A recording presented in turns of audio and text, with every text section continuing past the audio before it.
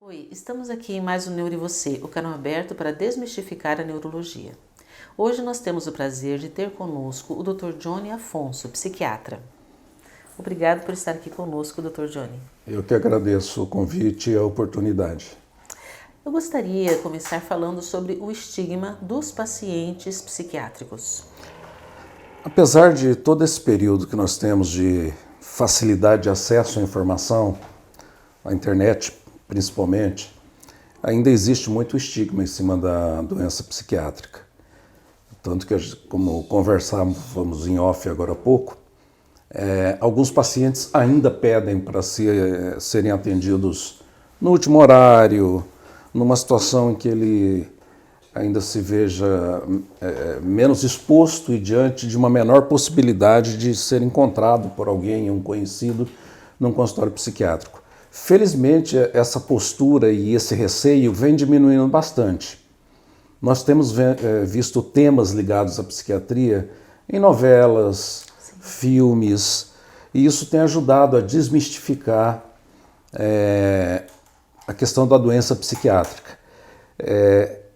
Essa desmistificação é importante pela questão do conceito normal e patológico. Eu tenho até dificuldade, procuro evitar usar essa palavra, principalmente no meu consultório. Determinada situação é normal. Por quê? Porque o contrário já é visto necessariamente como patológico. Claro. Sendo que o normal é uma coisa muito relativa. Muito ampla. Muito ampla.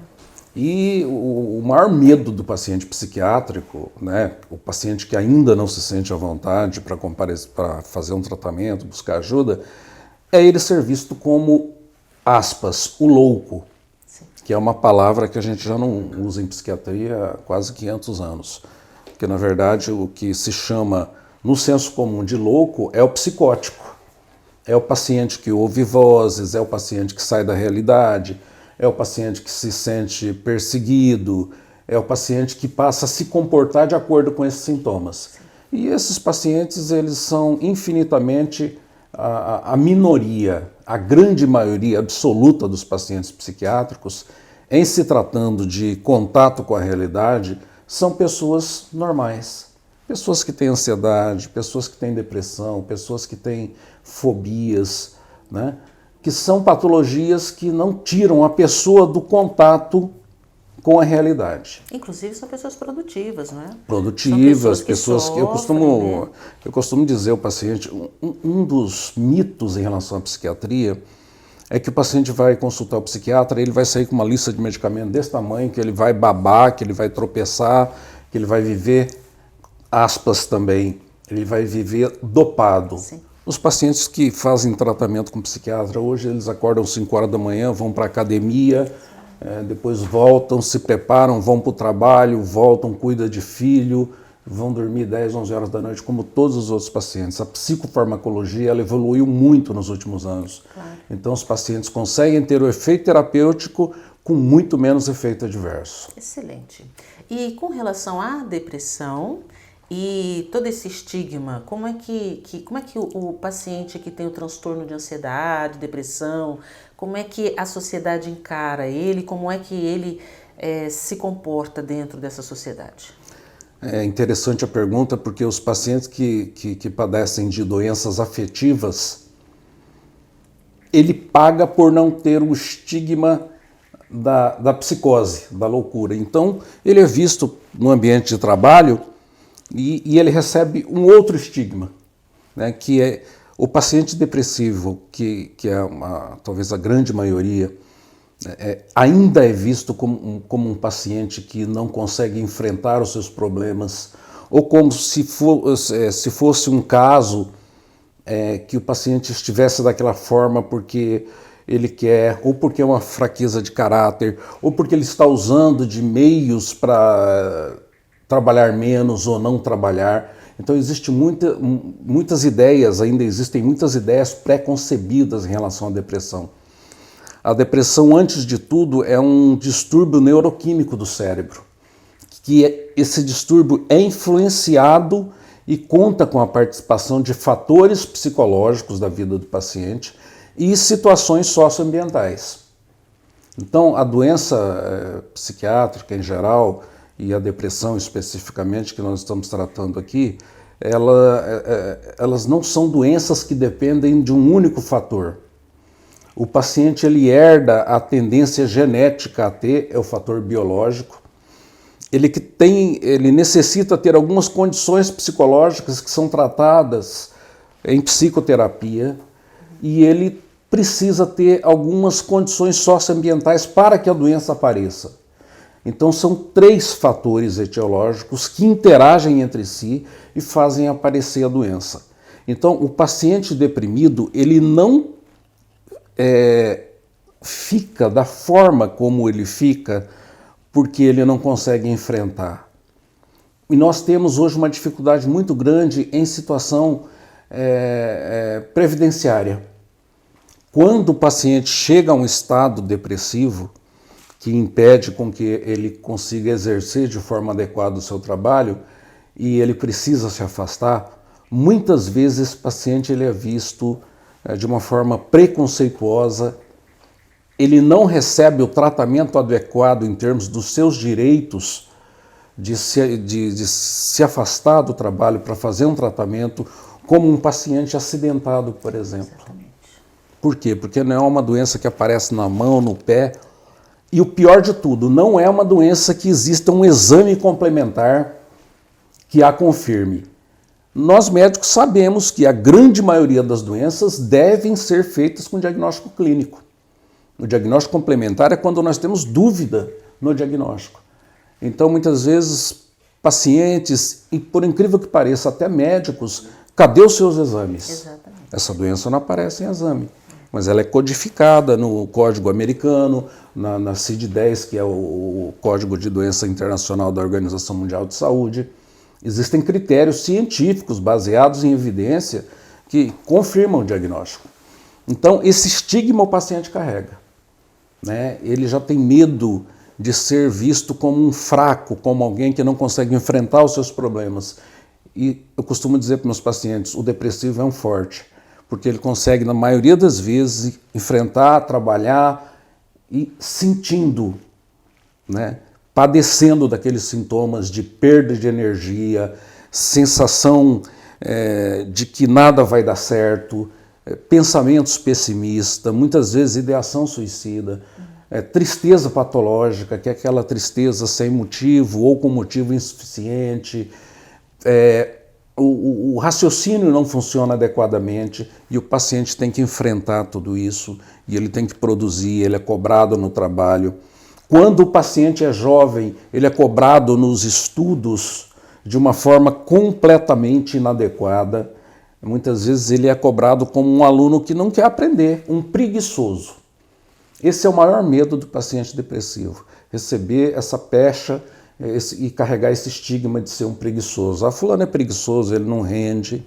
Então, eu costumo dizer, o paciente que padece de depressão, de pânico, de transtorno obsessivo-compulsivo, que são as doenças afetivas, ele carrega 2 estigmas, de ter uma doença psiquiátrica e de ser um fraco, um preguiçoso. Sim. Eu gostaria que você agora, pegando aí essa deixa, falasse sobre depressão no trabalho e a sua opinião sobre se essa depressão foi intensificada ou não com essa questão de home office, né? Por causa da pandemia, muitos de nós estão trabalhando mais em casa. Toda a questão da pandemia há uma piora, claro, no transtorno de ansiedade, depressão. Como é que você está vendo isso agora, na nossa situação atual? Isso, na verdade, aumentou e intensificou um problema que já existia, um problema que foi trazido pelo avanço da tecnologia. Antigamente a gente fechava o escritório, fechava o consultório, enfim, saía do trabalho, o trabalho ficava lá na sexta-feira e a gente voltava na segunda. Com o advento da facilidade de contato com as pessoas, os não tão jovens como eu, né? A gente se recorda perfeitamente. Para a gente comprar um telefone, a questão de alguns anos atrás, você pagava 2, 3 anos, depois esperava mais 2 para instalar um telefone fixo em casa. Hoje qualquer criança aí na faixa dos 9, 10 anos já está brincando no celular. Então, esse avanço tecnológico, ele trouxe o trabalho para dentro da nossa casa. Mesmo antes da pandemia. Isso era uma opção de algumas empresas. O gerente ligou no sábado, eu preciso daquele relatório segunda, não é mais terça. Isso já foi um dos fatores que, relacionados ao trabalho, que passaram a colaborar para o desencadeamento de crise depressiva. O home office, de uma certa forma, oficializou isso. Oficializou e tornou como única opção. Tanto que nós ouvimos falar, né, que algumas empresas, alguns setores do serviço público não estão muito animados e nem muito interessados em voltar ao trabalho, no ambiente de trabalho, até por questões econômicas. Né? Se eu trabalho em casa, o cafezinho vai ser gasto meu, a energia elétrica será um gasto meu, até o papel higiênico vai ser um gasto meu. A alimentação vai ser um gasto meu, isso diminui o custo da empresa. Então nós vamos viver, eu creio, eu que trabalhei muito, eu fui perito judicial muitos anos, eu fui perito na Junta de Saúde Mental do Estado, nós analisávamos todos os casos envolvendo servidor público afastado por doença. Então, na questão da avaliação dos quadros psiquiátricos, nós vamos ter esse novo fator. O paciente que, não, mas o seu trabalho é para entregar segunda. Mas o paciente chega, ele quer curtir o sábado e o domingo com o filho, ele vai trabalhar sexta-feira até. Né? Então, eu acredito que isso vai, inclusive, importar na questão legal da justiça trabalhista, que é o fato das horas trabalhadas, questão de modelos de gestão que propiciam assédio moral, porque existem várias formas de se lidar com isso. Você recebe um telefonema, fulano, eu preciso daquele relatório tal dia. Você pode deixar o final de semana, mas eu preciso tal dia. Está dado o recado. Né?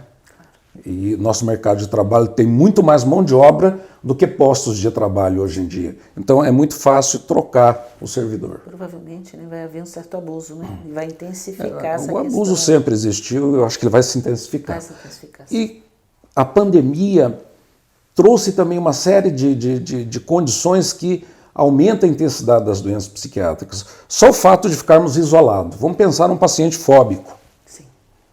O paciente fóbico, aquele que não suporta ficar num ambiente fechado muito tempo. Num período de pandemia, esse paciente piora. O paciente ansioso, que tem que estar fazendo várias coisas ao mesmo tempo. Nesse período em que a orientação é fiquem em casa, procurem sair o mínimo possível, use máscara, esse paciente tem uma piora do seu quadro clínico. E isso, agora, depois de 1 ano e meio de pandemia, tem desembocado mais na depressão. Sem falar nos casos de perdas. Já aconteceu de eu atender pacientes que perdeu pai, mãe ou irmão. Sim. Eu já atendi uma paciente que, durante a consulta, ela tinha perdido o pai há 3 dias, e durante a consulta ela recebeu a notícia da morte da mãe. Quer dizer, nós estamos vivendo um período de drama, um período de filme, né, que a gente não imaginava. É apocalíptico, né? Parece Exato. Aqueles filmes americanos apocalípticos. Né? Exato. Muito embora os cientistas há 10, 5 anos estejam avisando que nós teríamos uma pandemia. E o que é pior, nós sabemos que não será a última. Verdade. Bom, eu agradeço a sua presença, foi muito bom. Espero que todos tenham curtido como eu e espero contar com você outras vezes aqui. Estou à disposição, é muito bom trocar experiências e eu que agradeço a oportunidade. Já conhecia a minha colega Mariolina de nome, porque tivemos muitos pacientes em comuns num determinado momento, e eu estou à disposição. Obrigada. E obrigada a você que nos assiste. Qualquer dúvida, sugestão, entre em contato.